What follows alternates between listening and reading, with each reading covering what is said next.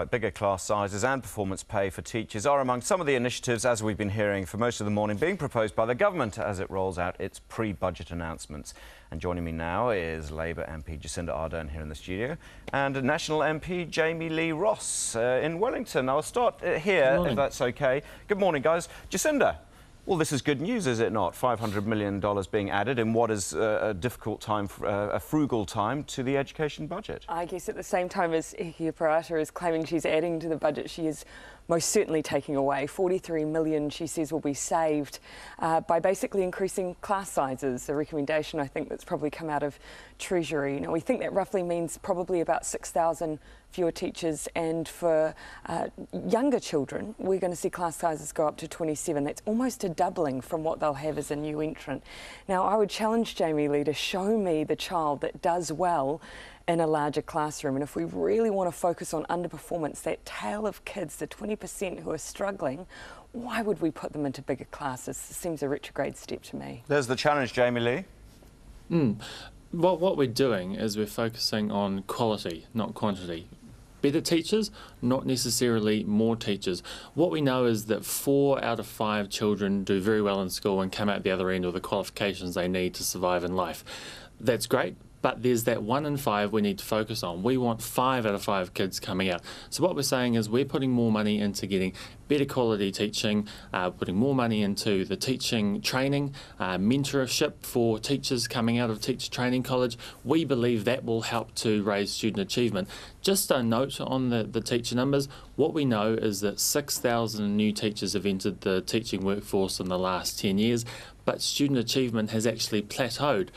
A great teacher in a classroom of 30 will do better for those kids than an average teacher in a classroom of 10. It's the quality of the teaching that matters the most. I think it's a pretty weak argument to say we've got to choose between, either quality teachers or size issues, because actually a quality teacher is still going to struggle if they've got a larger classroom, and kids are still going to do better if they have more contact time with that teacher. Of course we want to do more to make sure that we've got really supported teachers in our schools, but that's about professional development, that's about non-contact time and teacher prep and all of the other things that we put around teachers, not simply saying it's got to be an either or. But Jacinda, you would agree that this idea of investing at the training sort of heart of this, to get this quality up, is a good incentive. It is a good move by the government. Well, it depends a little bit on what all we've heard really from the Minister about training of teachers is basically they're going to add this post-grad qualification requirement. Now, what I want to know is, does that mean that now you could get a qualification in anything and do just 1 year post-grad to suddenly become a primary school teacher? So I'd like to see a little more detail from the government on what they really mean by that, because in the past, Jami-Lee, professional development's been used as a weapon by the government. When schools said they weren't going to implement national standards, you whipped away their extra professional development support. So I'm a little bit cynical about you guys when it comes to professional development. Well, we implemented the national standards because we wanted to see which of the kids are doing well and which of the kids are struggling and need more support.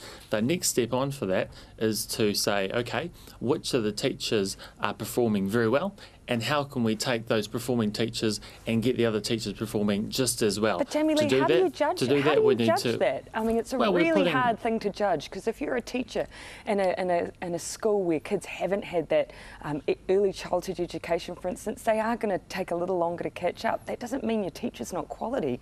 It means that they've got a harder job to do. So professional a performance appraisal system is coming in. Is pretty hard to do, and show me the country that does it well. Well, before you can do performance pay, you have to actually have an appraisal system. So the next step is to put in place an appraisal system. The experts will work on that, the ministry will work on that. But I have to say, asking the profession which teachers are doing well and how can we take those good teachers and get all the other teachers working just as well is an admirable thing and something we must work on. It's about quality, not necessarily quantity. Holes all the way through this. That's all I see. Better teaching will enable kids to learn better in schools, and that's the end goal. There's actually no link between performance-based pay and quality teaching. In OECD countries, there's not. We had an educational consultant in this morning who was saying there is a lot of work which would have to be done on that, but it is, I mean, I have no idea how you'd actually ever at this stage, be able to balance somebody's quality versus their pay.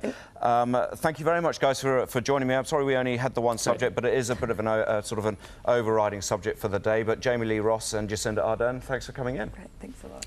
Thanks.